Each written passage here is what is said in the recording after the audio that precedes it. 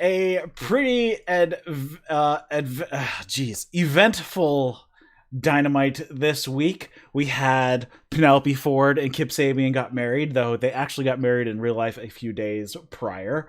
We had a Shaq promo. We had Thunder Rosa and Britt Baker finally squaring off.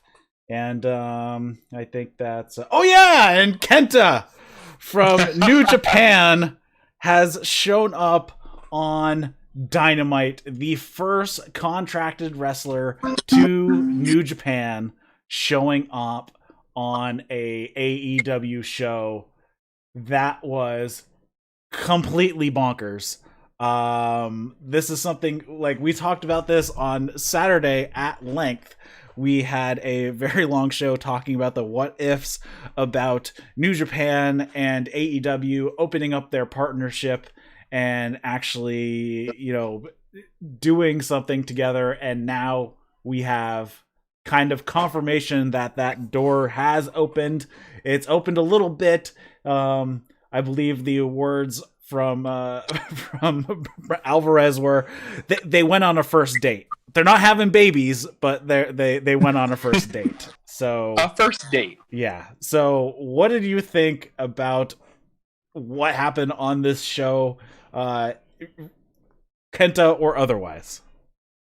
I think that I really enjoyed this show. Once again, back to, I know I mentioned, I think it was last week, that I wasn't able to watch live. And I actually definitely get a little bit more out of the show, I think, when I'm able to literally tune in at 8 o'clock on TNT like they want you to. I think that's really when I get the most out of the show and when I'm most excited for it. I thought it was a very good show. If I have any drawback, to be totally honest, it didn't really feel like as big of a deal as some of their named Dynamite shows, such as Winter is Coming or, Fighter Fest. I felt that Beach Break was a little bit of a letdown. They obviously had the theme with the surfboards and whatnot, but overall, it still kind of felt like a regular Wednesday night Dynamite to me. Maybe it was a lack of title matches or something, but it just felt a little bit of a letdown in that area. But as for a pure Dynamite show, it was very eventful, like you said earlier. And there's actually a couple smaller events, a couple things you didn't mention that I'm really looking forward to talking about. Yeah, that's one thing that kind of stood out for me as well. There was 0 title matches on this show, and usually for a named Dynamite show, they tend to... They tend to make it a little bit more special. It's more kind of a pay-per-view light type event. And this, we actually didn't get any of that type of feel here. There wasn't really anything. This wasn't really outside of the norm of a regular Dynamite show. Right. That's what kind of made it feel a little bit odd to me. I really would have liked, to be honest, even if they had maybe, actually, I was going to say if they had maybe given us like a TNT title match, but I don't know if it would have been enough time to really build anything since, the Brian Cage and Darby match just 2 weeks ago, I believe. So not enough time to really build anything, and I definitely wouldn't have wanted them to push that off any further. And it's also not really the time to do any big challengers to Omega because his storyline obviously is progressing separately.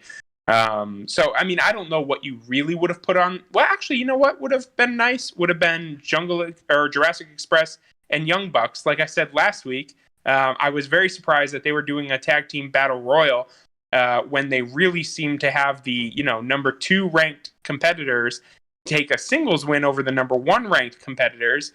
So it seemed obvious to put a tag match in, and instead they had this battle royal. I think a true tag team title match would have made this show feel a lot bigger.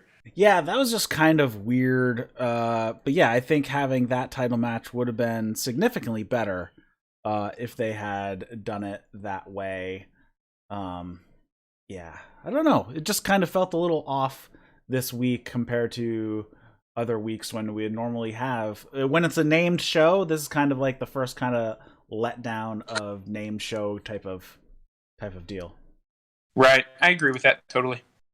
All right. So you're listening to the That's Wrestling podcast. Thanks for tuning in. If you're listening to this as a podcast, we do this show live over on YouTube and Twitch. Hopefully people have figured it out. I think because I actually had to kill my VPN, it actually accidentally started a new stream, so hopefully people will figure that one out. Then also, if you have any comments, questions, feedback, you can send those to eric@thatswrestling.com. You can follow us on Twitter @thatswrestling1 with the number 1. You can come hang out with us in our Discord as well. The link is in the show notes, and the link to YouTube and Twitch are also in the show notes as well. And back again, I have just a still picture of Caleb Johnson because the government is really bad at setting up internet at their own facilities.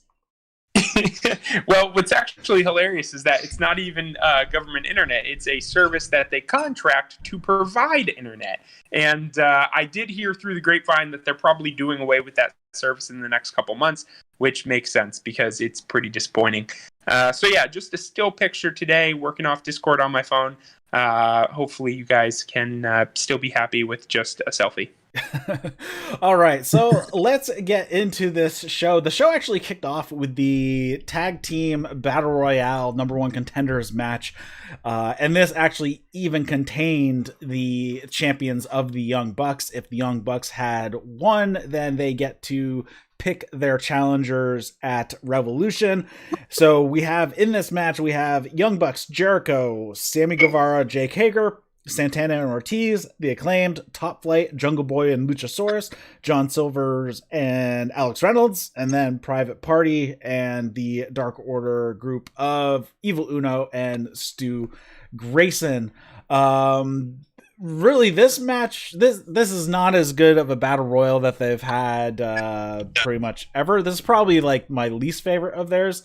I didn't see a ton happen as far as storyline stuff. There were some kind of funny spots right off the bat. Isaiah Cassidy went up top to do a dive, like a cross-body dive, and screaming like a little girl. He really needs to stop that. But he just comes up, what happened ended up making me happy because everybody just stepped out of the way and he just splatted face first on the canvas. So that was kind of nice. Dante Martin actually ends up being the first eliminated. Hager and Reynolds fight out on the apron. Reynolds gets eliminated. Hager gets eliminated by Silver after that. A little bit of celebration from the Dark Order. Matt Jackson actually gets sent out next. He gets sent over the top right onto the stage. It looked like it kind of sucked because he kind of just got like thrown onto the stage and landed on it. So I guess the stage is out of bounds. So he was eliminated. Bowens gets eliminated. Luchasaurus then runs wild and beats the crap out of absolutely everybody. Stu Grayson and Luchasaurus fight, and Luchasaurus gives Grayson a chokeslam onto Bowens on the floor, and he's eliminated. MJF tosses Evil Uno. Darius eliminates Mark Quinn when he went for the silly string. Thank you very much. I even tweeted to Private Party about that as well. Santana Ortiz toss Silver, and then Nick Jackson gets eliminated by Ortiz. Nick eliminates Ortiz and then Santana.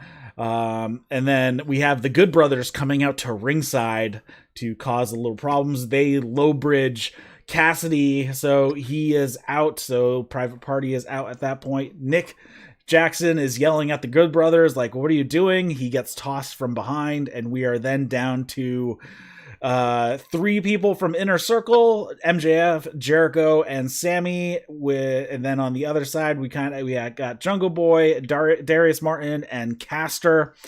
Jungle Boy is eliminated by MJF. Caster holds MJF for a kick, like he's holding up, and Sammy is gonna go for it, but MJF ducks and kicks Caster.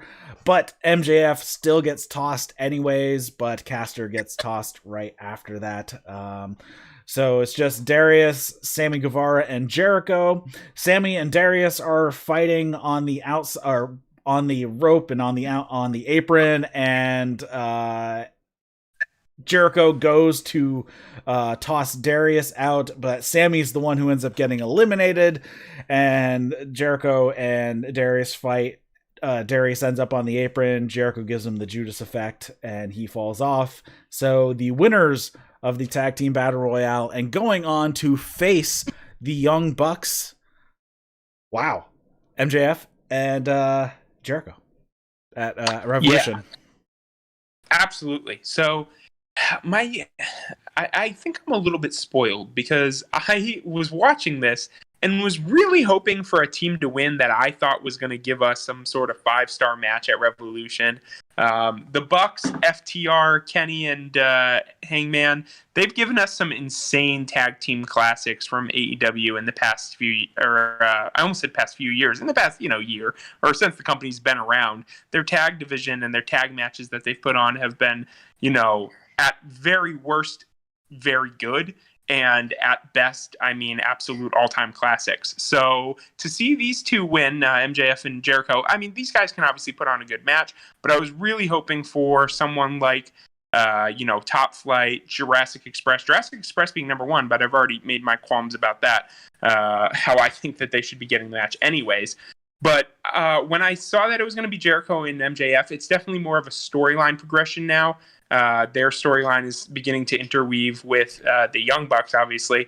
And it just makes me a little sad because I feel like that match is going to be a little bit slower, a little more, heel-based with MJF and Jericho, I'm sure, just trying to get as many cheeky wins as they can. Or trying as much as they can, I should say, to get the cheeky win. So, we'll see what happens with it. I'm definitely interested to see how the storyline progresses, as I'm sure we'll mention here in a few minutes. There was another backstage segment that piqued my interest even more in this result. But I am a little bit surprised. I didn't know where they were going, and it definitely seemed like it was pretty heavily hinted that the Young Bucks would win and challenge the Good Brothers. So they're obviously going a different direction, and I kind of like in that sense that we weren't able to immediately predict when both Young Bucks were eliminated. I was genuinely surprised because it felt that's the way we were moving. The other thing that I took away from this Battle Royal, like you said, it wasn't the best they've ever done. But I will say this. Eliminations came pretty quick and pretty fast, pretty heavy, like multiple eliminations like in a row.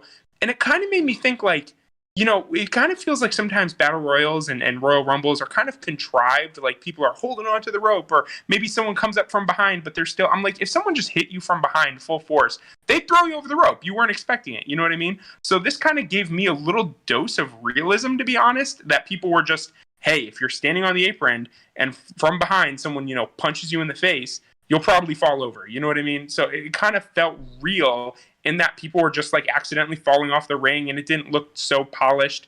If you put, 20 people in a ring, it's going to look a little messy. And this looked a little messy, and it added to it for me.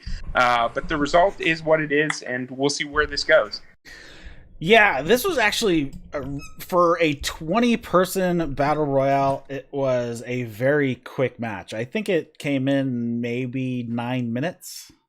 It was not. Right. It was not long.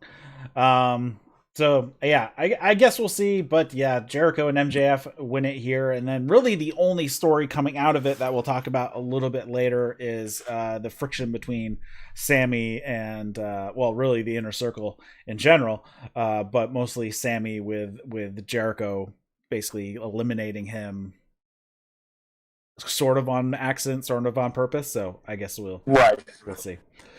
Next up, this is what I wrote down word for word. Jade Cargill video, basically nothing. It's just her working out. Who gives a shit?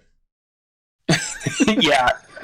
Okay, the one redeeming quality that I found here, if I'm being totally honest, I like the branding for her. Like at the end of the video, they had this cool like neon sign looking thing, and it's like her silhouette holding a lightning bolt. And it says Jade in like this lightning blue. I think that looked kind of cool, but that was the only thing I took out of like a full 2 minutes of just Jade working out was like, I like that logo, but sure. It's Jade. They got to try to put her over strong for this match. She's going to be in the ring with Cody. So, you've got to, do something big. You got to try to make this match big. But I think they are probably starting to get the message that people aren't really feeling the storyline. So we'll see where that goes also. But we'll talk about that Shaq promo, but that was no better. At least show her working out in the ring, doing a little bit of ring work, like that she's actually a wrestler. Who gives a crap if she can lift big weights? If she can't do anything in the ring, then what do I care? Right. And it was definitely more of like almost like a modeling sort of thing. She had like workout clothes, but her workout clothes were still like very fancy. And she was just like slowly drinking from a water bottle. I'm like, this is stupid. Yeah. It is very Instagrammy. Yes, exactly. Next up, we had a Darby Allin and Sting segment. Tony is in the ring. He invites Darby and Sting out. Tony says that before the street fight, though, next week, Darby has to defend his title against the bad boy Joey Janela. That should be a banger of a match because those two like to kill themselves and kill each other. So that should be an interesting one. And before anybody else can say anything, Taz interrupts on the big screen and says that they have been locked out of the building for what they did last week, beating up just the merch people. I don't know why that was acceptable or why they would think that was acceptable. Says they're going to be watching Darby's TNT. They'll be there for Darby's TNT Championship match next week. Ricky says that when he looks into Sting's eyes, he doesn't see the icon anymore. Sting says that Team Taz might be there for Darby's match, but so will he to keep it a fair fight. And says that, Ricky, if you can't look into my eyes and see the icon anymore, well, maybe you should take a closer look. And then they go. This is starting to wear very thin on me. The nothing happening segments of Sting we're on 2 months now.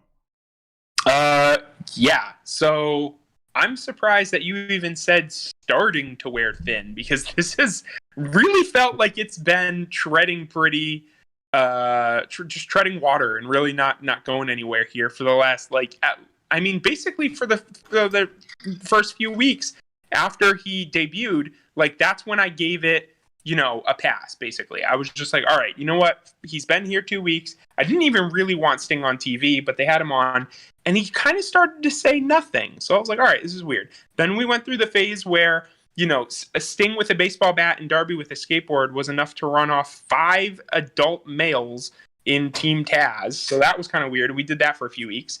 And now it's like, we're going to promo a street fight, and Sting's going to do a weird promo. So, we've gone through 3 phases of, none of this should be happening in the first place. It really would have been nice to see Taz maybe once since his debut. But we've seen him every week for what is, in my opinion, if I'm going to get cynical. What'd you say? Sting. You said Taz. Sorry, Sting. I'm getting heated up. But honestly, Sting's aura decreases every time he opens his mouth. Just a little bit. He takes away from what is an incredible looking character, gimmick, music, snow. All of it is so cool, except then he opens his mouth and he's obviously just a regular Joe. He even kind of, no offense to him, but he even fumbled over a couple words during this promo. And it's just, the mystique is gone and we just have this old guy up there.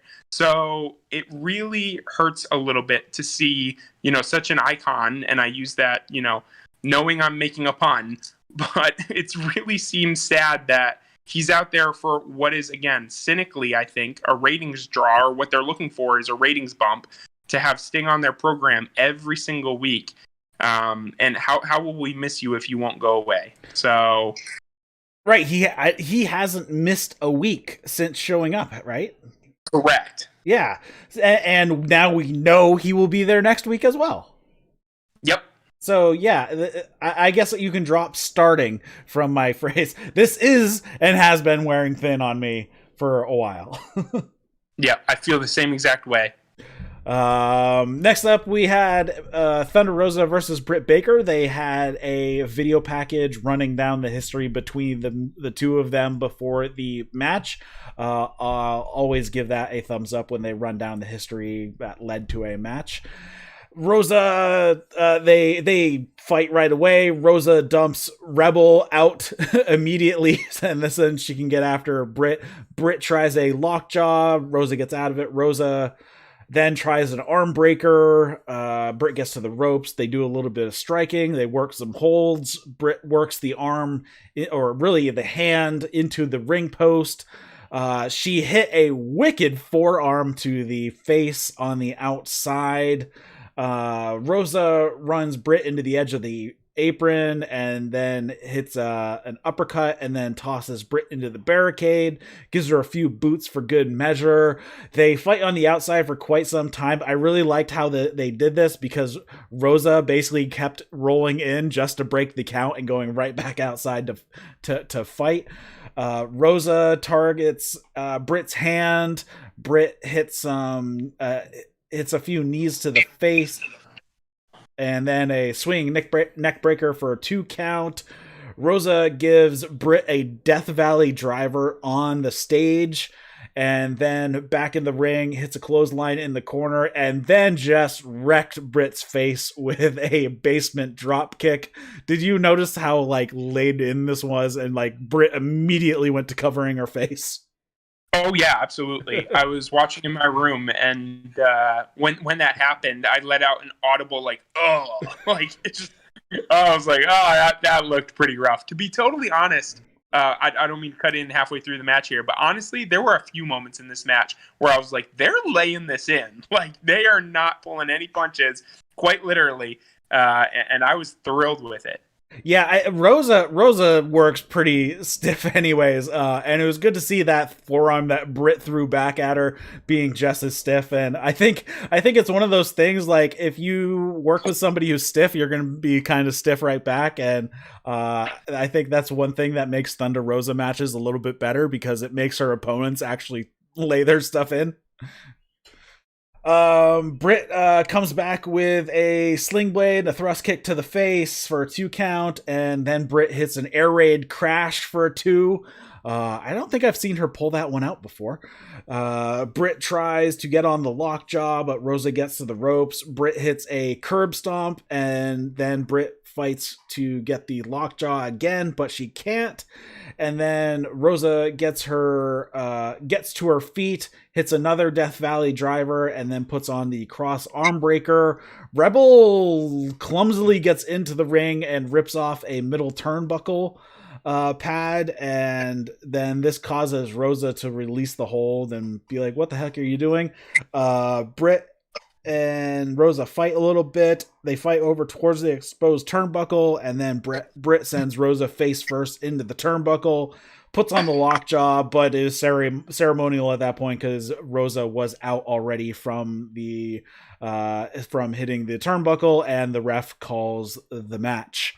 I thought this match was better than most of the women's matches. Thunder Rosa was great, though the ending was clunky. Once again for a Britt match. They need to tighten up these finishes, because last week made no sense for Rebel jumping up on the ring, and this one Rebel fumbled her way through the finish. Yeah, I agree. I think that Rebel, this is the second week in a row, I think that Rebel's done something that I was confused about. Even at least this time, she actually got in the ring, removed the turnbuckle pad, but even the commentary team thought it was weird. They were like, what is she doing there? And they had to come up with some sort of reason about why she was in the ring in the first place. And they said that, it was to distract Thunder Rosa, I guess. So, I guess that makes sense. But it definitely felt a little weird. Overall, though, the match definitely, had me hooked. I was definitely, of all the matches on the show, this and the main event were the ones that I was actually locked into the most. I really, like I said, or like we already mentioned, they were definitely laying their stuff in. It felt really, really good for the payoff, because obviously they've been feuding a bit back and forth, not so much in the ring, but they're messing up Thunder Rosa's face paint and coming out to attack each other before or after during segments that they're doing. So it did feel like a payoff, and I like that part about it. Some of the spots, like you said, they looked pretty hard hitting, so I was pretty excited. I also want to mention the crowd singing Thunderstruck by AC/DC. That was awesome. For Thunder Rosa. And you know what's hilarious is that when she came out, in my head, I was like, you know what? That would be the hardest get when it comes to music rights. There's no way they could get Thunderstruck. But when she came out, I was just singing Thunderstruck to myself. In fact, I was Thunder. And then during the match, I heard it and I was like, whoa, they read my mind. So I actually really like that. It's just something the fans do, and sing for her when they're rallying her. I thought that was really good. I also liked her ring gear, looked kind of Wonder Woman inspired. As a big comic book nerd, I really appreciated that. But yeah, overall, I liked the match. The finish was just a little weird. And honestly, putting on the lockjaw, I thought was just a little strange because it was clear that she was completely knocked out.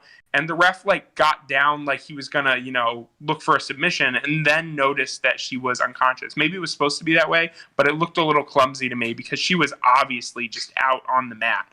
So that was a little weird. But overall, good match, and I give it a thumbs up because, like you said, it's better than most of what they're putting out for the women's division. Yeah, I think putting on the lockjaw was more like adding insult to injury type of thing. Okay. But I think a better way for this to have gone down, for you could end up with kind of the same spot. But what I would have done would be have Rebel just kind of get up on the apron behind the turnbuckle on her knees, because with just a pair of wire cutters because they use zip ties to tie on the turnbuckle pads in AEW. So she could have just had a pair of wire cutters, got up there and had done it more sneakily and done it that way and taken off the turnbuckle pad, and then got up on the apron to cause the distraction, to yell at Rosa so she'd let go of the armbar. I think that would have played 10 times better. Yeah, that sounds like it would have been better. Just a little wonky the way it came out, I thought. Yeah. Next up, there was a segment that was supposedly taped last week. I don't remember seeing it anywhere on Twitter or pre-show or post-show. Did you? I don't. Which segment was this? Adam Page and Matt Hardy and Tony in the dressing room. Oh, yeah, no. And I actually, what's funny is during this segment, and right about after the segment, in my head I was like, that was pretty good. They should have put that on last week because it would have made a lot more sense and contextualized what's going on here. And it kind of furthers the point I made last week that sometimes it feels like these guys kind of, give away the farm before they actually, have time to make a announcement. So it was obviously clear that they were going to do this match tonight with these two teaming up. And then after, telling us that they were going to team up in a match, they gave us the reason why. And I like this little segment. This should have been 1 minute worth of TV time last week. Yeah, but that's why I say it was supposedly taped last week, because I think it was actually taped this week, meant to be last week. That's what I see. That's what I think. I think they retrofitted this in to give it a little bit more backstory. So in that, I will give them a thumbs up for being like, oh crap, we missed this. Let's go back and make it look like this happened last week. That's what I think it actually happened. That's a good point. Paige was in Matt Hardy's dressing room that Matt Hardy had offered to him last week, and Matt Hardy is talking about how we should take out Chaos Project for ruining Negative One's birthday. That way you can get back on the Dark Order's good side. And Paige says he doesn't want to be in a new tag team. He's not going to sign one of Hardy's Carney contracts. But Hardy talks him into it as being a one-time only, and he agrees to it to being a one-time only. I thought that was fine. Did you see BTE this week? No, I did not. In fact, I'm about 2 to 3 weeks behind on BTE. I've been so busy, and I have them all bookmarked in a playlist on YouTube. So you can spoil it, though. It's okay. Okay. So on BTE, Dark Order, they were having a slumber party back in their bar area that they have. They had a sheet tent set up, and everybody is wearing funny pajamas.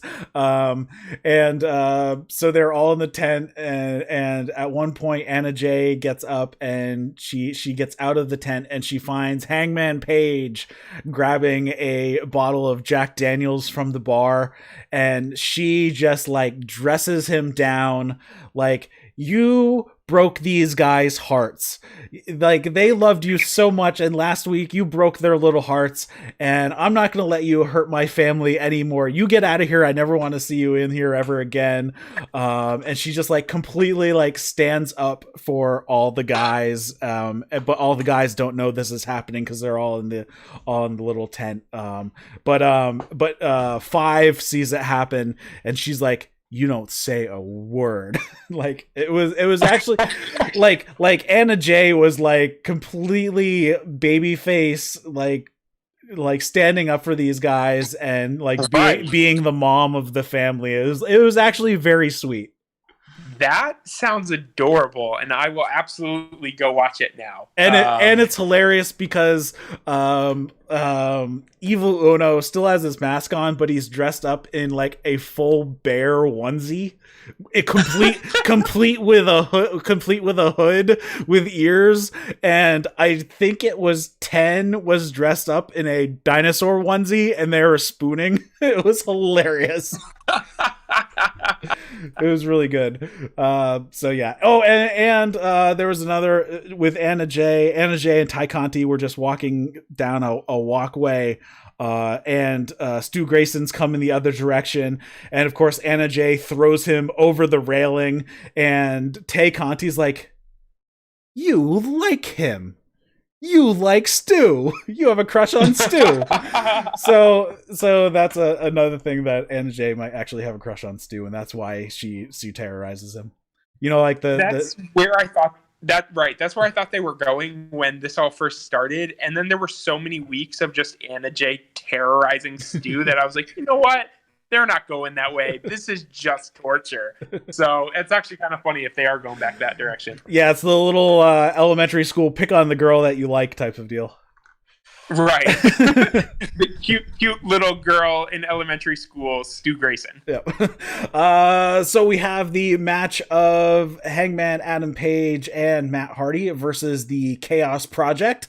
The lower third for Hangman Page this week said lost $400 playing the stocks. The game stocks. Yeah, the GameStop stocks. So we have Hardy and Hangman beat up Serpentico for a bit. Luther blind tags himself in and starts to beat up on Hardy. Luther uses Serpentico as a weapon against Serpentico's will. Hangman wipes out Serpentico, hits a crossbody to the floor to Luther, then comes back in, hits Serpentico with a spine buster, gives him another slam. He goes to the outside to do a buckshot, but Luther pulls him off of the apron. Luther goes for a cannonball to the floor, but Hangman just sidesteps him. He just splats on the ground. Hangman gets up, does the buckshot lariat, and when he is following through, he hit the ropes on the other side. Matt Hardy tags himself in just so he can pin Serpentico. And yep. And Hangman is like, what the hell just happened? He you can see it on his face. He's pissed, but he still raises his hand with Hardy.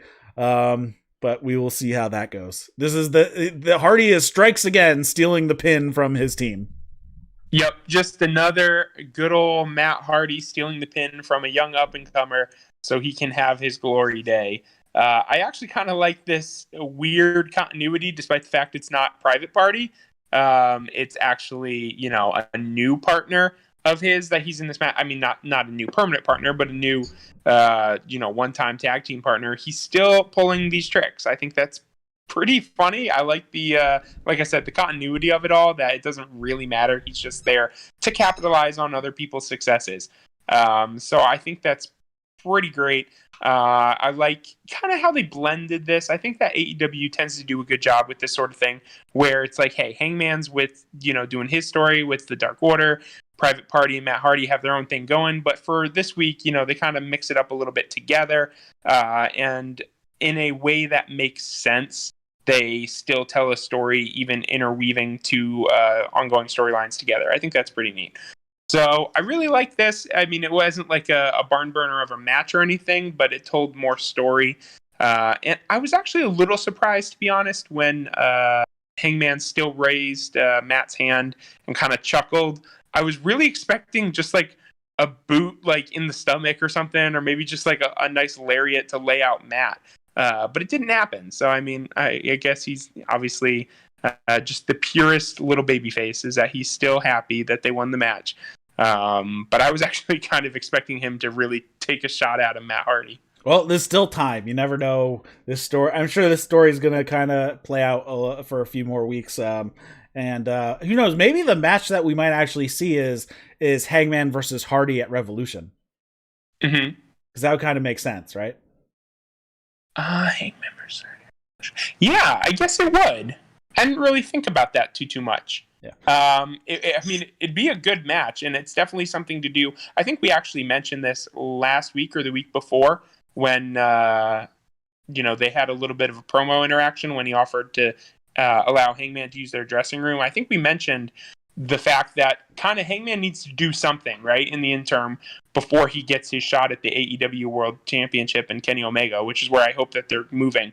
But that'll be sometime down the line, and we talked about him needing to do something in the interim.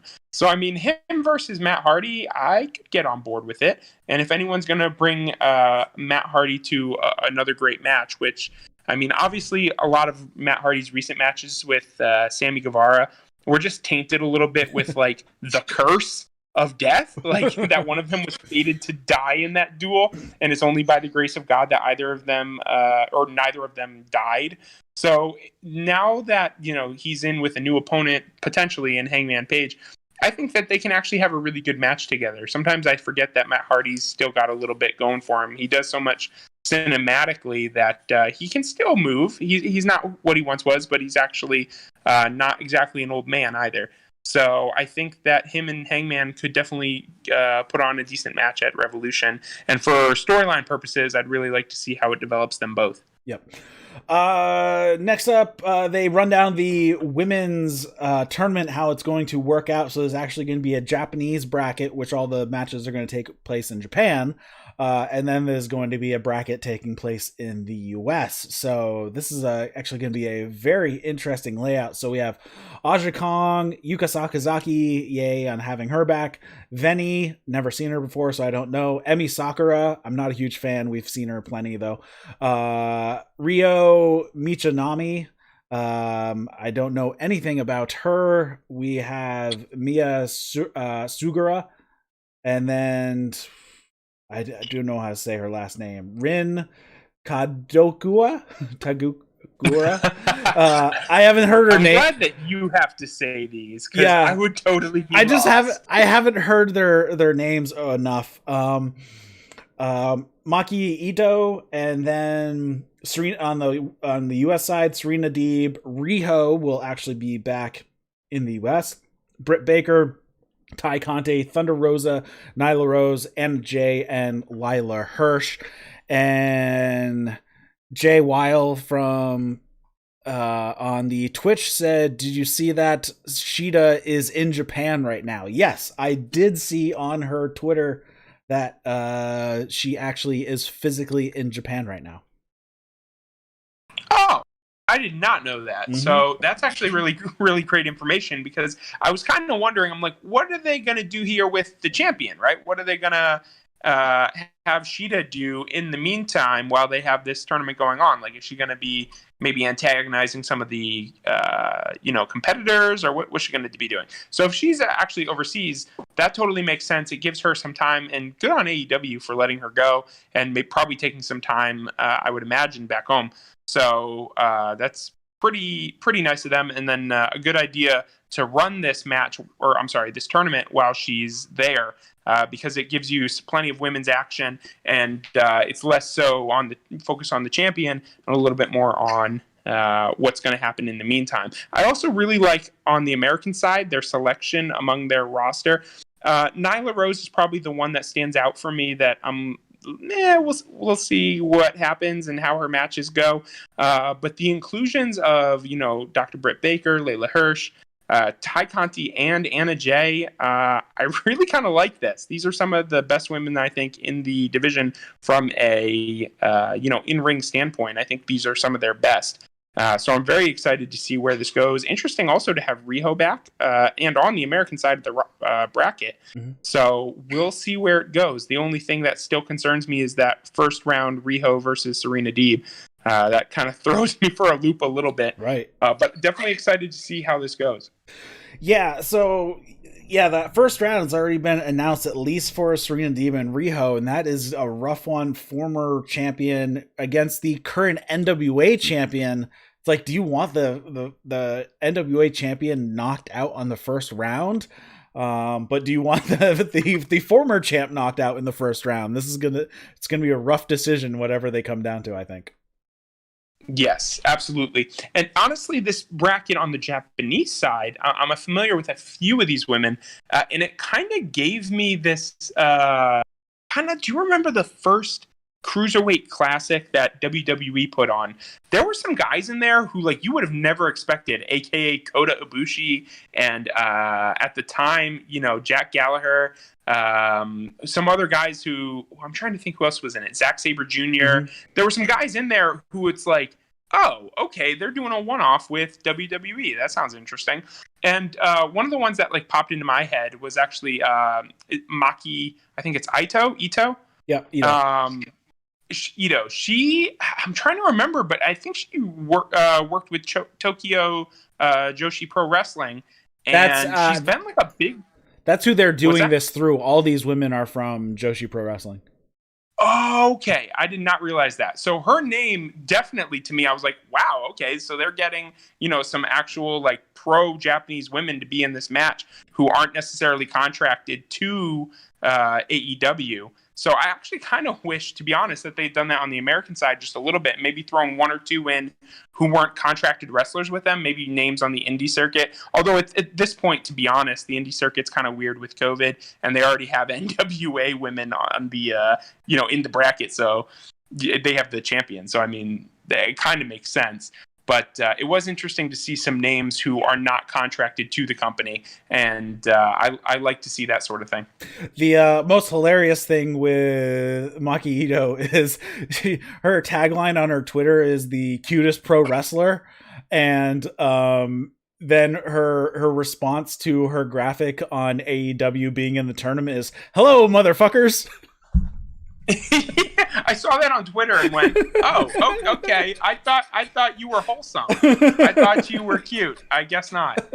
So this is gonna be interesting to see her. So yeah, looking forward to it. I'm guessing that is probably why Shida is over there, is so they can film all those matches, and then whoever the winner is on that block, her and Shida will be making their way back to the US in the next couple weeks. Sure. I'm curious how they're going to do this. Are they going to put up the Japanese? Are they going to play them in the middle of a Dynamite? Because obviously they do tape shows every other show, which means there's 2 Dynamites between now and the pay-per-view that are tape shows. So throwing a taped match in the middle of one of those tape shows isn't a big deal because they don't have crowds for those tape shows usually. Mm-hmm. So. Yeah, I was wondering the same thing, and it depends if they're going to be showing these on Dynamite solely. Then this may take a little longer than expected. Mm-hmm. I was expecting some of the matches to air on Dynamite and some of them to air on Dark. But if this is going to be all Dynamite, then I mean this could last for a solid month or two. Yeah, because it's 8 matches, 4 matches, so it's 12. 2 more matches is 14, so it's 15 matches total in this. Yeah, so that's something. Yeah.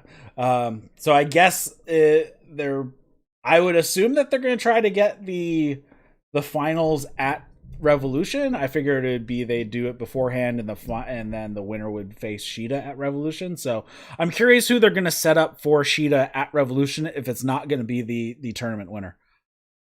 Right. That's interesting because they haven't started any sort of build for that. Yeah. All right.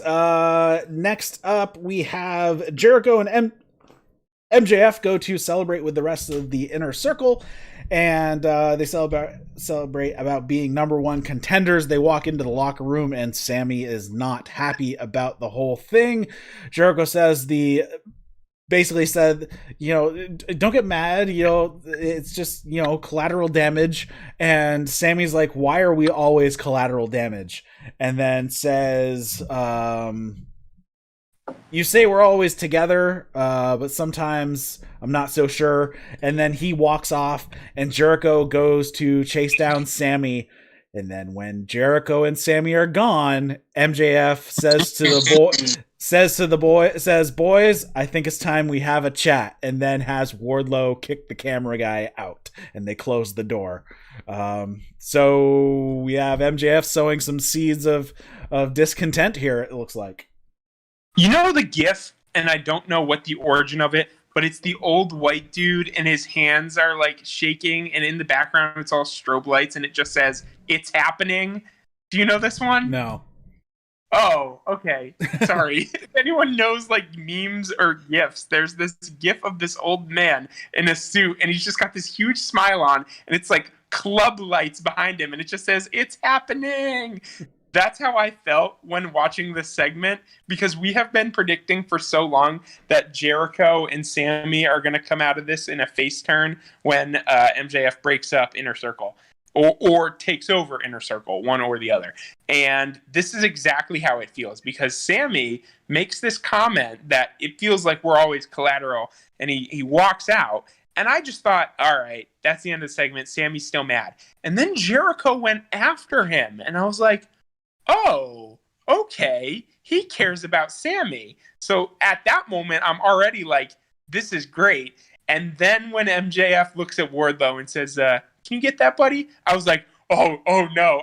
This is part of the show that truthfully got me most excited when I was watching this, because it's happening. So I'm thrilled that this is the direction they're going. I'm reminded of a quote. I know many people have said it. I first heard it on Wrestling Observer.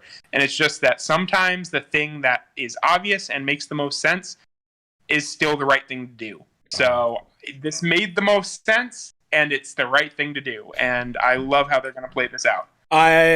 Jay from the chat said it was Ron Paul in the GIF.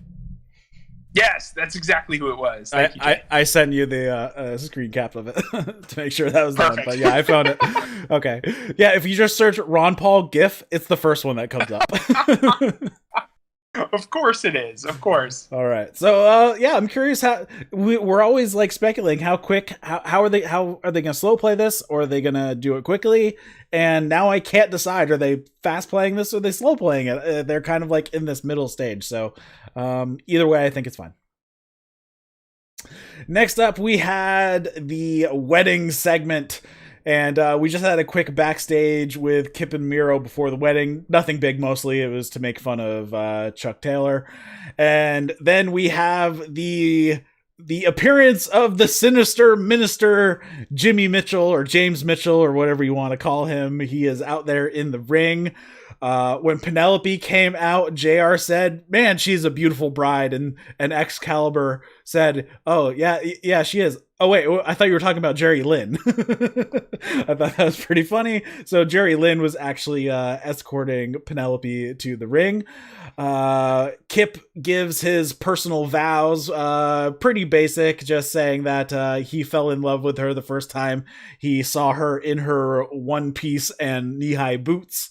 Penelope then starts to say her vows. She loves Kip, and he also has the biggest. And then she gets cut off by Kip, and say, whoa, you don't need to tell everybody about that. And he says, "I know how much you love me, blah, blah, blah, blah," and basically doesn't allow her to continue her vows. They get the rings. The sinister minister said, "Kip, do you take this alluring creature to be your lawfully wedded wife, to have and to grope?" And like Kip turns and spikes the hard camera in with a befuddled look. It was hilarious, the expression he gave. In sickness and in health, for richer or for poorer, kayfabing all others, so long as you both shall live. Then Penelope, same thing. "Do you take this rapscallion Kip to be your lawfully wedded husband, to have and to grope in sickness and health, richer or poorer, kayfabing all others, as long as you should live, blah, blah, blah." And then he says, "Before moving on, we'll have to ask if there is anybody here who," and then Miro interjects us, no, we're not doing that. I've been there before. Nope, let's just move on." And obviously a reference to the wedding of Lana and yeah, that whole mess. And then he says, "All right, and I pronounce you husband and wife. You may now kiss the ball and chain." And then Miro goes to give a toast. He grabs the mic, and Chucky grabs the champagne. There are 4 glasses, and Miro passes 2 of them, one to Kip and one to Penelope. He grabs the third and said, "Charles, you're working." And then he just like downs it and then grabs the last one. And then he says, Kip, there were a few years ago, I was where you were, had a wedding myself. I know how it feels, and it's all about love. I may not have given you a bachelor party, so they openly admit right here there was no bachelor party. I may not have gotten you a present, but Kip, I am your present. My knowledge is your present. My power is your present. My viciousness is your present. And speaking of presents, what the hell is that? And he's referring to a giant present that is up on the stage. It's driving me insane. And he points to the present, and Charles says, "Oh, that's from me." And then Miro stares at it, and he looks back at Chuck, and he looks back at the present, and he attacks the giant present and tosses it to the outside, and there is actually nothing in it. So he tells Chuck, "Go clean that up." So we have a little... There should have been something in there, don't you think? At least something. Sorry, I was muted there for a second. Yeah, there should have been something in it. Like, I was kind of expecting a giant box and maybe like a very small present, like something like a toaster or something, but like put it in this ginormous box. But it seemed like there was nothing in it at all. So I was kind of confused about that. Or put something nice in it, and Miro just destroyed something because he's a douche. Yes, exactly. And he also kept referring to this as my wedding, and I was like, No, it's not your wedding. That's the whole point. You're telling us that your wedding was trash also. So like, but he kept saying, "This is my wedding." I'm like, you could say it's all about me, but he said it's my wedding. So Chuck goes to the outside and walks down the stairs to ringside and to clean up the mess. And while then Miro turns back to talking, and he says, "What is love?" And then the crowd starts singing, "What is love? Baby, don't hurt me." Like, that was hilarious. That was like the greatest. And he continued it on, like the next line he did it again, so he let us sing along. So that was pretty funny. And then he's like, "All right, let's get some cake." And then he tries to take a step forward, and he has been cuffed to the bottom turnbuckle. So while Chuck was smart of using the present destruction as a distraction, he shackles his leg, and Chuck gets back into the ring. He attacks Kip, causing Penelope to fall into the cake. Kip goes to clothesline Chuck, but Chuck moves out of the way. He ends up clotheslining Miro, who doesn't actually go down or sell it. He's just like, "You just hit me." And then Orange Cassidy pops out of the cake. Kip gets hit with the ice bucket, and Orange Cassidy gives him a beach break. And that was pretty much the extent of the wedding. Not the greatest wrestling wedding, probably not the worst one. There were I had quite a few chuckles because it was pretty campy. It was what it was, I guess. Yeah, it was, how to say this? A lot of ups and downs in one segment. The whole segment felt long. It felt really, really long. I don't know how long it went, but it felt like it was taking forever. But there were tons of ups and downs here. Like, literally, it felt like a roller coaster because, like, Jerry Lynn escorting Penelope and Vicky Guerrero escorting Kip down to the ring was adorable. Like, so cute. And then they both looked great. The set looked cute. The grope line kind of made me be like, that seems a little poor taste. I don't know if I love that. But Kip's reaction was so funny that, like, it was fine. And then they said grope for Kip too, and like, it was just like another big chuckle because of the way the minister said it. Like he said, and grope, like it was, you know, her right also. So that kind of got a chuckle out of me. But then like so the whole wedding like goes down without a hitch. They kiss and everything, and I'm like, oh, okay, this wedding isn't gonna go bad. Like it's just cute, and they're gonna continue on the Charles storyline, and then it continues, and I'm like, all right, this is starting to go long. So that's like your first indication. So Miro, what is love with the crowd, is like this huge high, but then he calls it my wedding, and that was like a down. And then he destroys his present. There's nothing in it, so that's kind of a down. But the moment that he tries to walk, and we didn't even, I don't know about you, but I did not notice that he was chained at all. And then when he tries to step, I'm like, oh, okay, it's going down. Like, I was ready. And then, like, the ensuing, I guess, brawl, quote unquote, was kind of a letdown. Like, Orange Cassidy kind of lazily pops out of the cake. You know, like, if Trent had been healthy and Trent had ran in here and just helped them destroy the place, then I would have, like, popped so hard. But instead, it just kind of felt like a weird anticlimactic, you know, turn, so to speak. And then Kip and Penelope are just left out there, like, all messy. She kind of got a face full of cake at one point. It all just felt a little weird. So, like you said, not the best, but not the worst. A lot of ups and downs. Yeah, so Meltzer was talking about how they got married, really got married a few days ago, and this was the extent of their actual ceremony because they didn't get to have one because obviously COVID and all that. So so this is kind of like what they got. So it's fine. It was what it was, I guess. Right. Next up, we had what was not fine. Another Shaq video. He was on the set of his NBA show. It was pretty crap. Like, he has zero enthusiasm for what is going on. He like just lazily goes through his promo. He demonstrates his what was it? The Black Tornado finisher. Yes. I'm like, oh god.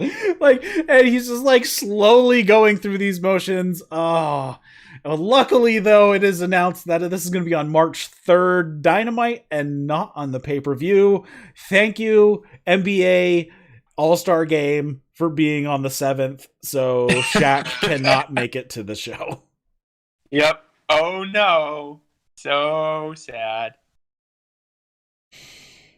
I am not looking forward to that match at all. Me neither. And Shaq keeps calling Cody Cupcake. And I'm just like, what the heck? Like, oh gosh, this is really weird. Yeah. This is not how you put together a celebrity match like this. You don't put a non-wrestler with a, like, so green they haven't even sprouted wrestler. Like, yeah. Oh god, this is gonna be awful. You know what this reminds me of a little bit, and for the first time ever in my however many months I've been doing the That's Wrestling podcast, I'm gonna say something I've never said before. WWE did this so much better when they put Ronda Rousey and Kurt Angle together to face Triple H and Stephanie McMahon. Stephanie's had some experience. She's not wicked experienced. But Triple H and Kurt Angles are absolute consummate professionals. And then they took Ronda Rousey, who had legitimate background in combat sports, and they just weren't 100% sure if she'd be able to get pro wrestling versus MMA. Like, they covered all of their bases, and that was one of the best matches of that year's WrestleMania. And this feels like a really, really bad version of it, where they're taking a celebrity with, to my knowledge, no experience in combat sports, Shaq, who, by the way, is like 7 feet tall and probably more than a little clumsy, I would imagine, when he's not on a basketball court. He's probably tripping over himself. I don't know that to be true. Don't kill me, Shaq, please. But also Jade Cargill and Red Velvet. I'm like, the only person in this entire match who I trust is Cody Rhodes. And I don't even trust him that much anymore because he decided to do this stupid match. Right. So I'm really kind of lost at what their strategy is. I know, this should be more like even the original of Cody and Brandy. still, that's not even a good. It should be more like Cody and Sheeta against Nyla and Shaq. That would make way more sense. You just booked that on the fly, and I like that better. That's so much better. Oh my god. All right, moving on to Lance Archer versus Eddie Kingston, this time in a lumberjack match. We have Butcher and Blade pulling Archer out of the ring to beat him up. So we have, of course, like the heel side and the face side, and the two separate from each other. They're just on opposite sides. Eddie goes to the outside. On the face side, they all attack him. There's a massive brawl. Archer does a dive over the top rope onto the pile. Kingston uses the scrappy tactics like he did last week. The eye pokes, the rabbit punches to the kidney. Heel side beats up on Archer again. Back in the ring, Archer hits a full Nelson bomb, shoulder tackle, lariat suplex, a little twisting splash out of the corner for a 2 count. And then the bunny runs in and jumps on Archer's back, and Archer gets her up like he's going to hit the blackout, but Kingston hits him with a back fist. I was really hoping that he actually did hit the blackout on Allie. I was hoping that actually did happen. He hits a back fist on Archer. Archer rolls to the outside, but he rolls to the face side, so everybody just kind of lets him be.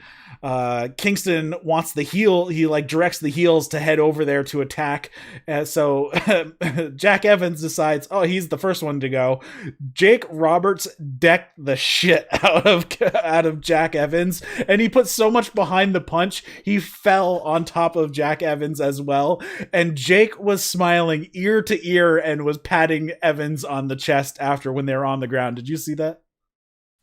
No, I actually missed that detail. Oh, it was great. Like he looked like, he was just smiling ear to ear, and he was just patting Evans on the chest after while they're on the ground. It was great. Kingston keeps trying to use the heels. Blade sets up a table in the corner, but right as he sets it up, Bear Bronson comes in and hits a spear on the Blade, sends him through the table. The other Bear, which I forget his last name, Bear Grounds, I think, or something like that. I do not remember. I just saw Bear Country. And, I completely forgot their names after that because I think Bear Country is the funniest name I've ever heard. Thank you, Jay. Boulder. He comes in and just so they take everybody out. So then it's back. Archer hits a massive Uranagi for a 2 count. And then Archer blocks a back fist. Kingston goes up top, but Archer pulls him off, hits the blackout, and gets the victory. So, a bit of a cluster of a match right here. Yeah, just a little bit. There was a lot going on, and I know I mentioned earlier that the women's match was probably the match other than the main event that I was most tuned into. This one, I'm not saying I tuned out, but I was also like, there's a lot happening, and my brain's tired. And I'm sitting here kind of watching what's on the screen, but not really ingesting it all. I like Lance Archer getting his win back. That seems good to me. And I mean, everything here is pretty consistent with the characters we've seen, but Lumberjack matches seem to break down quite a bit. Oops, excuse me, I hiccuped. They seem to be breaking down quite a bit, so I don't know. It just seemed like a little too much, and I'd really like for this feud, it feels like we've kind of stalemated here a little bit, and it just feels like we've gone back and forth so much that no one's really taking it to the next level on the other guy. I would really like to see something, I don't know, backstage or some other development that causes me to go, they're still feuding because, intensity has ramped up or because something. And it just kind of feels like they just put some combination of Lance Archer, the Lucha Bros, Pac, Eddie Kingston. They kind of just all throw them there in the mix a little bit and just let them do whatever they want for a while. And this just felt like a continuation of that. So logically, I'm kind of feeling a little bit sad because I don't know exactly what's going on here anymore. Yeah, and I guess at this point, Lance Archer is a babyface? Yeah, I think he's definitely subtly turned babyface on us. I don't think he ever had that one moment But he definitely is now. Well, I think the same thing. I think Death Triangle has gone babyface on us as well. At least it feels that way. Sorry, I just sneezed. Yeah, I think the same thing. I don't know what's going on with me. All my bodily functions are deciding to happen live on air. But yeah, I think that they have definitely gone babyface. Although here's the thing, I think a babyface turn can happen when someone returns after a long time being away, because you're happy to see them. Even if they're a heel, like, it gives you kind of that proper fun reaction. So I actually think Pac coming back as a babyface and having the Lucha Bros go with him is kind of a good decision, and it makes sense to me. The Lance Archer one makes a little less sense. I'm kind of confused about what happened here. I think they just wanted to have these guys feud, and you can't have like 8 heels in the ring at a time because people aren't going to care.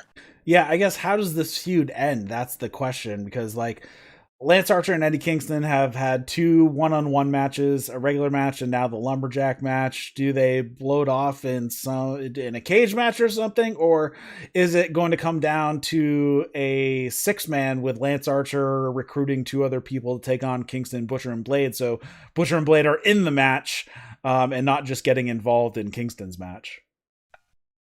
I've hinted at this previously, and now that which I know we're going to talk about here momentarily, is the open forbidden door, I kind of would like to see this feud end in the classic, it turns out the real treasure were the friends we made along the way.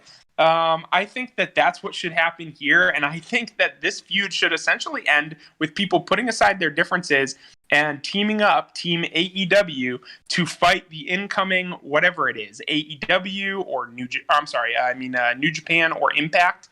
Whoever decides to get involved from either of these two companies, again, this is probably a long time down the road based on the course of our pandemic, but I would really love to see Archer, Pac, and Eddie Kingston essentially become the 3 leaders of what would be maybe an 8 or 10 man team representing AEW, because these 3 guys represent AEW very well. They all have history, and previous companies have decided to come here and take advantage of the opportunities. So I would love to see these 3, the Lucha Bros, Butcher and Blade, Bunny, and maybe even Bear Country, and have them defend AEW's honor against the Impact crowd. I think that'd be cool. I don't know if that's really where it's headed, though. Well, then Lance Archer might defect back to Suzuki-gun, and Davey Boy Smith Jr. might come back, and then we'd have the Killer Elite Squad again. Yes! All right, moving on. We have FTR there backstage or in a trailer or something with Tully. Cash accuses Jurassic Express for tattling on them. It's like, dude, you did it on live television. Of course, Tony Khan saw what you did, and that's why they were suspended and were not in the Battle Royale at the beginning of the show. Tully bitches about FTR getting tossed from that match, and all they want is a title match. Dax says that he says, Jack, we're not bad men, but sometimes we have to think to ourselves, what would bad men do?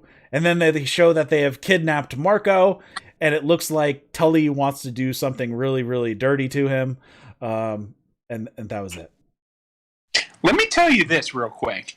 That I like this kind of, like, I don't know if it's a little cheesy or what. I think Tully can get a little hammy sometimes, but I actually really like that line. He said, sometimes we have to think, what would bad men do, right? And I was like, dang, these guys are like, they're going to have a little bit of a dark twist here. I really kind of am feeling this. We'll see where it goes. I've enjoyed the Jurassic Express FTR feud so far. I actually have really enjoyed it now that I think about it. There's been a couple points that I've kind of scratched my head a little bit, but at the same time, I'm really interested in what's going to happen here. FTR continue to be, one of the best teams in the world, and Jurassic Express are just poised to be up and comers. Also, if you've heard anything, I don't know if you've heard about any of this, but it was also reported, I believe, I think Meltzer said that Dax Harwood basically put together the entire Jungle Boy match between himself and Jungle Boy with the express purpose of putting Jungle Boy over and giving him that huge star-making win. So I really trust these guys here, and we'll see what happens. But overall, yeah, I'm actually pretty intrigued here. Though I think it's funny, they're bitching about getting a 1-week suspension for cutting off the horns off of Luchasaurus' mask, but kidnapping, they think they're not going to have repercussions from kidnapping. Kidnapping will be fine.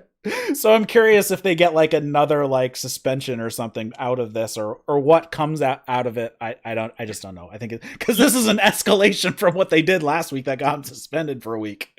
Exactly. Also, just throwing this one out there as well. I kind of thought that Luchasaurus was going to have some sort of, and I don't know why I thought this, but I kind of thought he was going to have like maybe a new mask or something. They cut the horns off, and I thought he was going to come out like maybe maskless, right? Maybe he's going to choose to. I know it's kind of a lucha thing. He's not going to demask.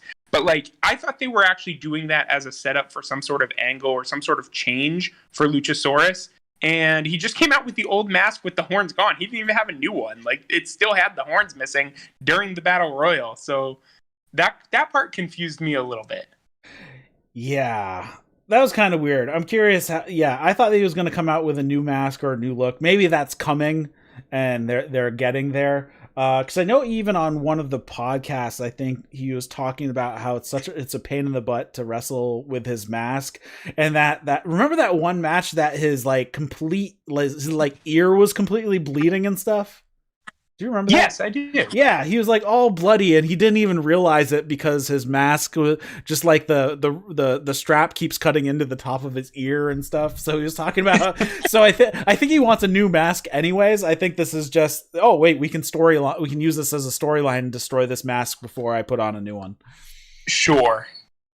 They announced next week the matches. We have Joey Janela and Darby Allin for the TNT Championship. That was already announced. Jericho and MJF versus the Acclaimed, and then Lee Johnson and Cody Rhodes versus Peter Avalon and Cesar Bonani. I know nothing about Cesar Bonani. Do you? No, I actually saw the name and was just scratching my head. No clue. We'll see, but interesting that they're just going to be on Dynamite. I was like, okay, sure. In the middle of that, though, there was a Joey Janela promo for the match. He's just backstage. He says that he is back. He talks about that Darby and he have mangled themselves. They've mangled each other, and that the new TNT champion is going to be a bad, bad boy. I'm looking forward to this match. Yes, I think I am too.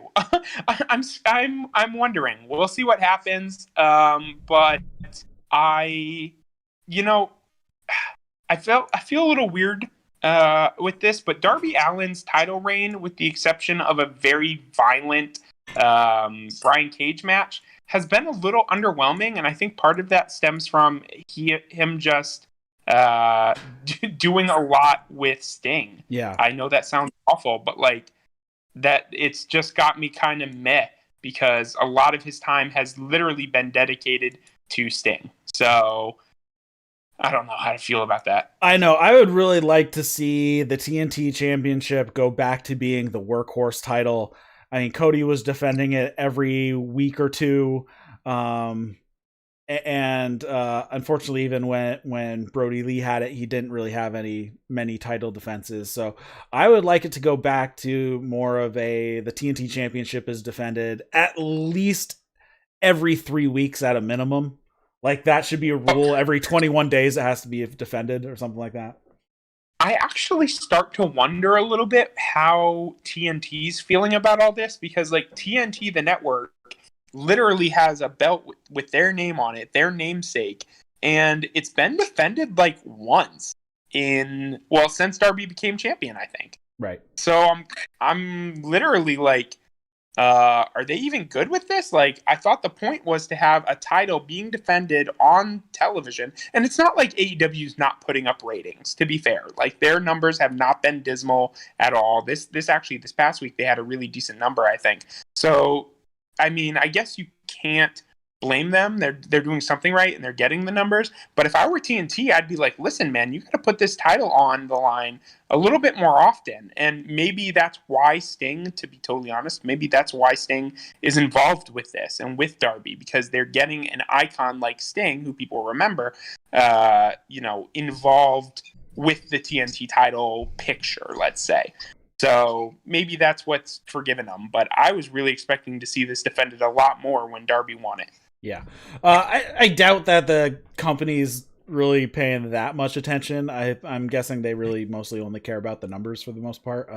That's fair. And let them do what they do. They probably are saying, this thing's never... I bet nobody at the station even notices that it hasn't been defended. So anyways, we move on to the final. Well, actually, my thoughts right there when they only gave 3 matches and 2 of them are like, okay. Then we find out a 4th match was made after the show, but obviously they couldn't announce it because of what happened in this last match, which was Kenny Omega and the Good Brothers versus Pac, Rey Fenix, and Jon Moxley. Pac, Fenix, and Moxley all come down from where Moxley's normal route is, from the bleachers. They all fist bump before they start making their walk. So this is where I'm like, so I guess Death Triangle is pretty much straight babyface at this point. Yeah, absolutely. Anderson and Pac started off until Anderson decides, nope, don't want any of this. He tags Gallows in, and Moxley's like, let me in. Moxley wants in with Gallows. They throw hands. Moxley hits some chest kicks to a downed Gallows, hits a running knee. Anderson back in. Fenix and Pac hit back-to-back moonsaults, standing moonsaults on him. A bunch of cheating behind the ref's back from the Good Brothers and Kenny. Omega gets tagged in, but only for a few seconds and gets tagged out. They work over Pac with quick tags. And then Pac hits a rebound German on Omega. Both of them get tag out their guys. Moxley hits a crossbody to Gallows on the floor, then hits a running tope, sends Omega into the barricade. Anderson hits a stun gun, and Gallows sends Moxley off the apron into the barricade. We have Moxley tossing... Omega tossing Mox into the barricade.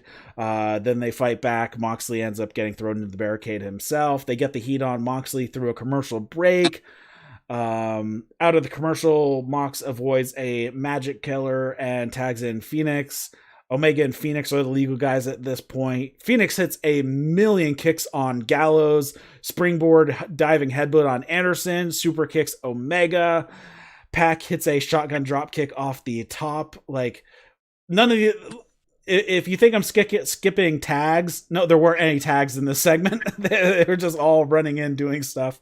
Dragon suplex from Omega. Gallows finally gets tagged in, so we have Fenix and Gallows. Big boot to Fenix for a 2.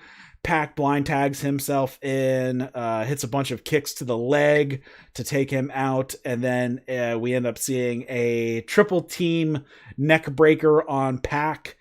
And then Omega hits a Liger bomb for a 2 count, V-trigger to a downed Pac.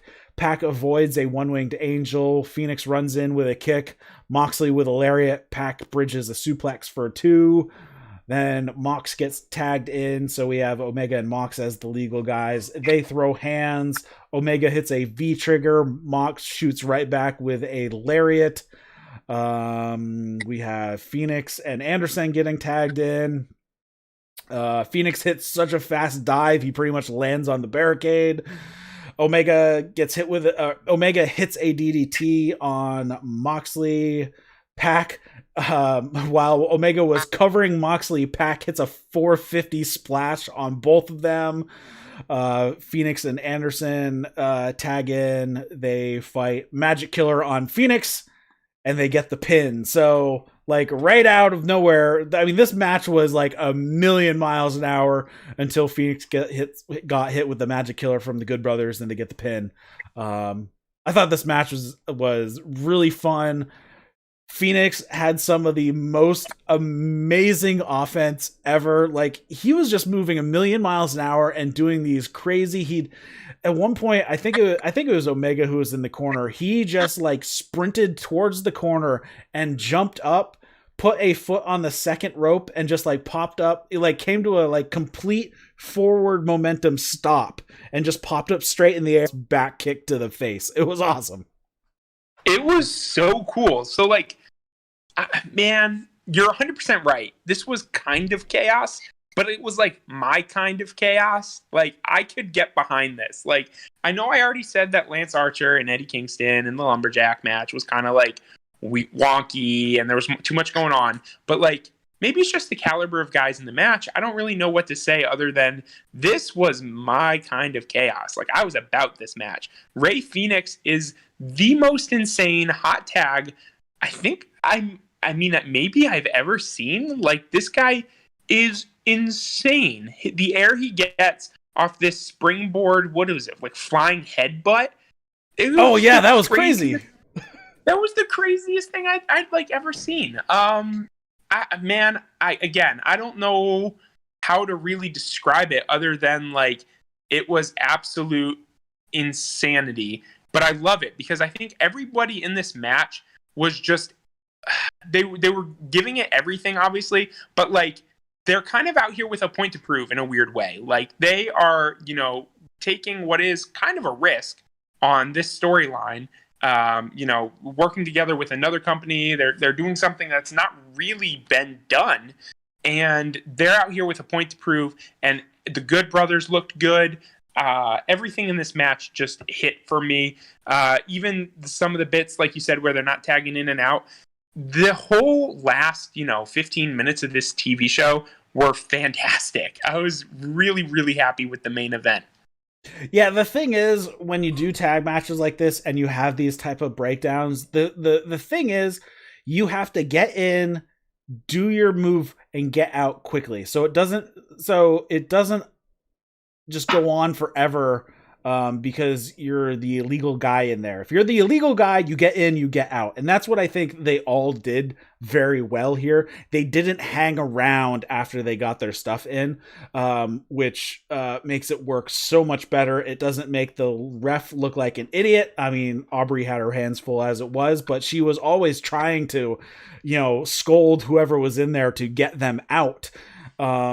So that was good. It doesn't make the ref look like an idiot. I mean, there was a match in New Japan. It was the Dangerous Tekkers against Kota Ibushi and Tanahashi for the tag titles earlier last year. And the last, literally 5 minutes, because I timed it, both Dangerous Tekkers were in the ring the entire time beating on Tanahashi. The ref didn't once try to get the illegal guy out. And he just let it go the entire time. It's like, this is so stupid. But here, everybody got in, they hit their move, and they were out. They didn't hang around for 10 minutes while they were not legal. That's a really good point to make, and something that I hadn't really thought too much about. I really like the Good Brothers. I got to tell you, when they left WWE, they were one of these guys that I was like, okay, sure. And I'd seen a lot of their New Japan stuff, but it really, I didn't think they still had it, honestly. I didn't think that they were going to really go anywhere. And when they signed with Impact, I still didn't really think so. I was like, oh, okay, we missed out on the AEW Good Brothers. We don't have them back in New Japan. They're going to Impact. They're probably taking a great payday. And I really didn't think they were going to care too much. But this is obviously something that's got them reinvigorated. And I thought they were looking really good in this match. Even, not to bring up Rey Fenix again, but even Luke Gallows selling for Fenix. I was like, man, all right, he's giving this everything. When he hit him in the face with that roundhouse kick, he just tumbled over like a giant tree. And I really appreciated that. So everything about this really hit for me. And again, to go back to Rey Fenix, I think he's kind of the all-star of every multi-man tag match that he's in. So I got to give him major credit because he was looking really good here. Yeah, the Good Brothers are just really good. And Carl Anderson is amazing. So, I didn't think that they had lost anything when they had left WWE. I'm sure they would get it right back. Just they were wasted so much in WWE. 100%. So then the big news comes after the pin. The Good Brothers and Omega keep beating on Fenix after the match. Moxley tries to come in and help, but he gets beat down as well. Lance Archer runs out. I'm not sure why he ran out. Because he's a babyface now. Well, I guess that because he needs to show everyone that he's a babyface. Yeah, I couldn't really. I'm like, what is Lance Archer's tie-in to this group? I don't get it. Yeah, I didn't either. All right, so I'm not the only one then. Maybe is he friends with Death Triangle? Was that how it worked out? I don't know. Yes. Yeah, because remember him. I wish I knew. Yeah, actually, yeah, because remember him and Pac were arguing over who got to beat up Eddie Kingston. Yes, I do. So maybe they are. Maybe he was in mostly to help Fenix out. I think that might be the thing. So Lance Archer, he takes out everybody. And he's on the outside, and Moxley stands up, and he is walking towards a downed Kenny Omega, and in from behind comes a masked attacker. He attacks Moxley from behind and takes off his hat and mask, and it is Kenta. And then Kenta gets up Moxley, hits a GTS, not a very good one, and then he rolls out of the ring. Omega is smiling over at Kenta. Omega makes it to his feet, and Kenny is standing over Moxley's body as they go off the air. Kenta staring at Omega from the floor, and Omega standing in the ring. All right, so you know how sometimes they do this when some mystery attacker is going to run in and reveal themselves, and it's going to be X, right? It's going to be somebody. Whenever they do that, they always give the person running in like a lucha mask, but make them run in from the crowd. And I'm like, who in the crowd is wearing a Rey Mysterio mask? Like what a lot of kids, you'd be surprised. All right, we're a lot of kids, exactly. Well, this was the perfect cover because this dude walks in literally wearing like a COVID mask, like a normal face mask and a hat. And I was like, oh, here's some random schmuck, right? And it's Kenta. So like, I like the fact that the COVID has given us this weird cover for covering your face. And it totally made sense because they didn't have to give him some sort of weird face covering. We're all wearing weird face coverings. So that made me laugh. That's just a small note. But honestly, big news, obviously. Kenta coming in, not becoming a part, I should say, but appearing in AEW. And when he first came out, my response was a little muted because I was like, right, Kenta. We've expected Kenta to come out. We were hoping he would. And he, Moxley got in his face on New Japan Strong. But then I realized the implication. Then you're like, oh shit, it's Kenta. Right. So I was like, okay, Kenta, that makes sense. And then I was like, wait a second. Moxley appears in New Japan because his contract says he can, because he's special. And I thought to myself, Kenta is a contracted New Japan star now appearing in AEW. It's the other direction that makes it more interesting because, Moxley and Jericho have appeared in New Japan. But the fact that Kenta is on Dynamite, and then my brain exploded.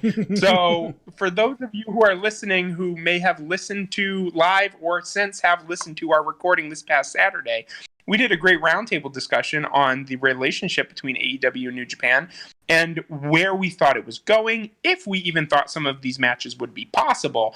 And I'm so glad we did it last Saturday, because if we hadn't, it would have been largely irrelevant this Saturday, because that door is open. And Meltzer has since reported that there is a working relationship. This is huge. And I don't expect, Jay White to show up next week or anything. But this opens a door. This is simply opportunity. And now if they want to run that kind of storyline or whatever they'll do as COVID seems to, I hope, decrease over the next year or so, we could really see some great opportunity for stories here. So I'm absolutely thrilled. This, like I said, the last 15 minutes of this television show were just absolutely incredible. The GTS was it took it away a little bit, but I think it was just Moxley kind of landing on his feet when he's way taller than Kenta. Yeah, he's way taller. So Kenta's like pretty small and he's trying to hit with the GTS. I'm sure they'll perfect it by the time they have their match. But that was basically beside the point. Kenta looks great, wearing a Bullet Club T-shirt too. It didn't specifically say Bullet Club. I think it said Go to Sleep Club. Yeah, that's but his I own mean, shirt. it's his Bullet Club T-shirt. So we are getting dangerously close to just having a Bullet Club entrance in AEW. And if they hit the Bullet Club music for Kenny next week, I'm absolutely going to pee myself. I'm so excited about what's going on here.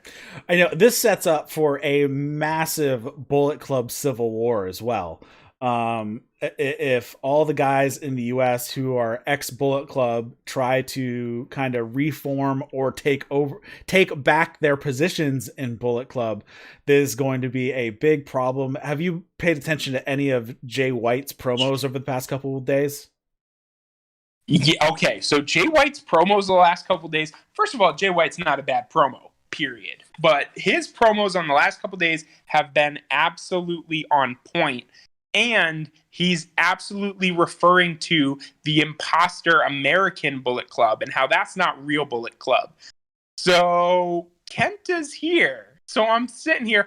My reaction in our Discord channel, as soon as I saw that, I just said, "Oh, Jay White in shambles." Kenta appears in AEW, sad face. I'm really interested to see where that goes. But yeah, Jay White's promos have been fantastic.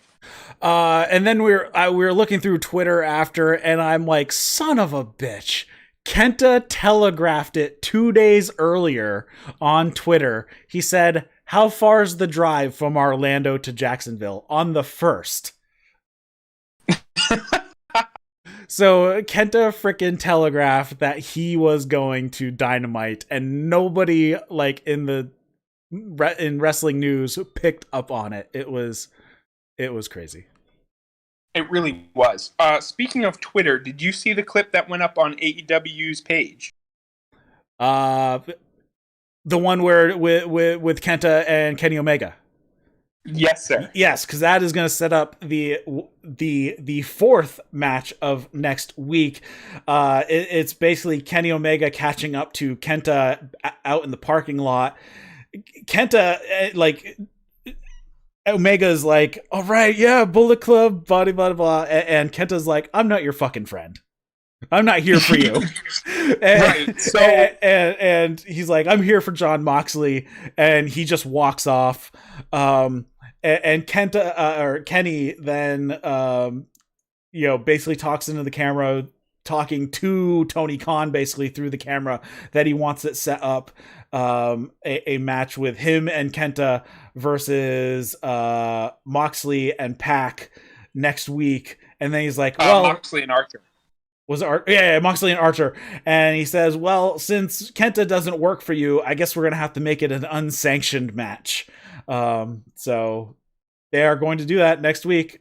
Lance Archer and Moxley against Kenny Omega and Kenta. And did you see in the graphic that they put up on AEW, it has the IWGP US title over Moxley's shoulder as well? Yes, I did. Absolutely. I'll tell you what, this clip was great. I really wish that they could have fit that on the show, but it totally makes sense. Why not?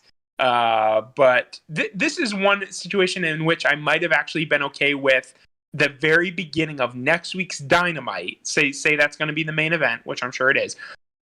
At the very beginning of next week's Dynamite, saying, after the show went off the air last week, we were able to catch this clip. You know what I mean? So prepare for tonight's main event, and then roll that clip on Dynamite. I thought that would have been funny. Although, Kenta definitely dropped an F-bomb, so they probably weren't allowed to air that. They had to put that on social media, even though they bleeped it. It's still a little close. But also, the very first line of that video is him running up to Kenta, Kenny Omega, that is, running up to Kenta, saying, "Kenta, Kenta," and he's trying to get his attention. And he says, "Brother Switchblade did not tell me to expect a friend or a guest," or something like that. And I was like, "Brother Switchblade, excuse me?" And so he's definitely acting like he's still a part of Bullet Club, which is makes it even more funny when Kenta's like, "I'm not your friend." And then you're like, oh, okay, they're not on the same page. You know what I mean? Yeah. But Kenny is definitely trying to play it off like they're all Bullet Club. So this is another thing, again, that gives me hope that at this point, we might just have Kenny Omega coming out to like Bullet Club music. And maybe this will, spark the Bullet Club Civil War, at which, Jay White says, you're not real, you're posers. Yeah, very interesting. It's definitely heating up. Yeah, we got a lot of cross promotion going here. Luckily, it's the two promotions that I watch, so we will see how that continues. I really don't want to have to add another show of like Impact to my weekly watching, but we will see. And we also know that the promotion that we don't watch would never do something like this, so we're okay. Yep. All right, so before we wrap it up, we mentioned a little earlier, ratings were back up this week, 844 for 844,000 for AEW, which is really good, 15% increase. And actually NXT went down 15%, so it was exactly the same combined viewership of 1,454,000 exactly for each week. But AEW was up 15% and NXT was down 50%, which mean they didn't even chart. They landed at number 51 for the night at 610. So pretty interesting turnaround right there. Gotcha. That is pretty interesting. I don't really know how to explain that. Well, last week they did have a 20-minute color bar on a lot of streaming services for the first 20 minutes. I do remember you mentioning that. Yeah. Yeah. So back to normal, I guess. I guess so. Hopefully the news gets out there that it's going to be Omega and Kenta versus Moxley and Lance Archer, because that's a huge one right there. Unfortunately, they couldn't announce it before the show was over, so hopefully the people who pay attention to find out that is happening on Wednesday. Right. That was my thing too, is that like it's kind of hard because you can't say it on the show. It has to, your big moment has to be Kenta. Here's the thing, though. Like, Kenta just debuted on your show, beating up your main eventer, right? So it's kind of like, yeah, I think people are going to tune in anyway, is my point. Like, I think people saw Kenta and they're going to be like, you know what? Absolutely, I'm in. So the fact that he's going to be in a match, even if you didn't know that when you tune into Dynamite next week, you'll just be like, pleasantly surprised, but you were already tuning in because Bullet Club, like actual Bullet Club, just showed up in New Japan. In AEW. Yeah, I hope they need to start adding this in as their weekly thing that they do. They need to either right before or immediately after the opening video package, they need to do a previously on or last week, covering everything that's important that happened in the previous week or the previous weeks that come into play in the episode that you're about to watch. Like every other freaking TV show that does a ongoing storyline week to week. You always see, if you're watching like any HBO series, they have previously on and they cover everything. Even if it happened like 3 seasons ago, they'll remind you, oh, remember this happened 3 seasons ago? Because it's important to know on the episode you're about to watch. Yeah, that seems pretty obvious. And I think maybe sometimes I feel like AEW does or doesn't do certain things because they're trying to separate themselves from the competition. But WWE does this a lot, but they go too long. Like WWE introduces Raw, and then 10 minutes into the show, someone comes out for a match. Like, that's a little much. And I think they also go pretty heavy during their pay-per-views as well, throwing every match with a big video package. But I definitely think that they could afford to do a little something like that. As you mentioned earlier, like the video between Thunder Rosa and Britt Baker really explaining their rivalry. It contextualizes things. It makes things a lot easier to understand, especially for a new viewer. It tells you why you should care about this match. And I think that they should make use of that more. Yeah, because not only does it help those of us who have watched every single episode since they began, but it lowers the bar. It lowers the entry level, the barrier to entry for new viewers who are coming into the middle of a zillion storylines. Just like I was talking about any other show, if you're not going to start watching The Sopranos in season 4. Boy. So, but the problem is with wrestling, since it happens every single week, you are starting watching in the middle of the story. So you need to get caught up on what the story is. So as new stories develop, then you can stay along as that happens. But if you don't know what's going on, then it's a real pain to, I mean, really just start watching the third episode in season 4 of any television show and see how it goes, especially one that is a ongoing storyline type of TV show that you need to know the past 100 episodes what happened, type of deal. Right. I think AEW tends to do a good job, though, and I'll just give this to their credit. They do tend to do a good job of rewarding their longtime viewers with small things, but making the big things a little more apparent. Right. Like, I think that they do a good job of like, hey, these guys are feuding. Here's part of why they're feuding. Even if you come in halfway through the feud, you can see kind of the point. But then maybe in a match or in a backstage segment, someone says something and you're like, it's the meme. I'm going memes again. But the guy, tapping his temple, kind of like, you like, just kind of, what you know. And when, like Miro, for instance, when he was talking about Christmas and then he said, it's my birthday, like everyone laughs because Miro Day. But, they leave the subtle things for the long-term viewers and they try to make things a little bit more obvious. I think they could do better, especially filling us in on backstage or, ongoing storylines like we were talking about, giving us those video packages. But I do think that they do a pretty good job overall. I'm not going to count that against them. Yeah. Hopefully they might shore up some of this stuff when they get a third hour and can start, loosening up. So, because Dynamite is run very tight. They're wall-to-wall content the entire time. I understand them not wanting to rehash stuff on the valuable, whatever it comes out to, 122 minutes, not 122, an hour and 22 minutes of actual screen time that they get to use once a week. So I think hopefully getting their extra 1 hour show, adding another roughly 42 minutes of TV will help them space and allow them to hit some more background stuff a little more often. Well, at least I hope that's the case, so we can get a fuller picture of everything that's going on each week. Yep, absolutely. Also, did you insinuate earlier that you have never missed a week of Dynamite? I have not.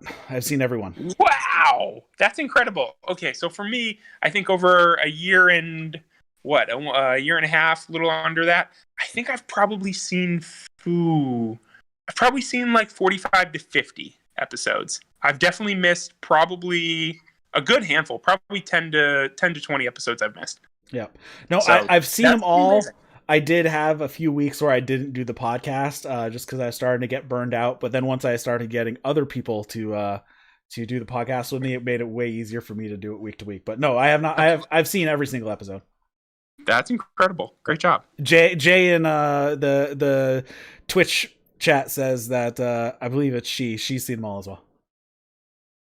Cool. Good for Jay. Also good for Jay sticking with us after we've been here almost 2 hours. Yeah. You got anything you want to cover before we wrap it up? No, sir. All right. So thanks for watching and listening, everybody, to the That's Wrestling podcast. If you have any comments, questions, feedback, you can send those to Eric at that'swrestling.com. You can also, we do this show live over on Twitch and on YouTube. So your app of choice, head over there and subscribe to both of them. Even if you don't use both of them, just follow us on both. And especially for New Japan stuff, hit the bell on the YouTube, because that will let you know as soon as we schedule a live stream. Since New Japan has a very non-set schedule, we're all over the place with those things, so I'll let you know when we even schedule the live stream to happen. And also pay attention, because we we tend to move these shows around a bit just because of weird working situations right now. Hopefully, once you are done with your training in a couple months, we will be back on an actual schedule, you think? Maybe? I certainly hope so. Okay. If you want to hang out in our Discord, the link is in the show notes for that as well. Head over to your favorite podcast app and give us a review. If you can't find us on your favorite podcast app, shoot me an email, eric@thatswrestling.com, and let me know.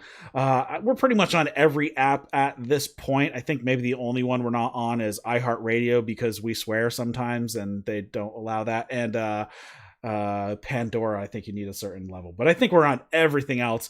And if you need the RSS feed, it's always over at thatswrestling.com. So thanks for listening, everybody. And for Caleb Johnson, my name is Eric LaRoche, and you've been watching and listening to That's Wrestling. See you later, guys.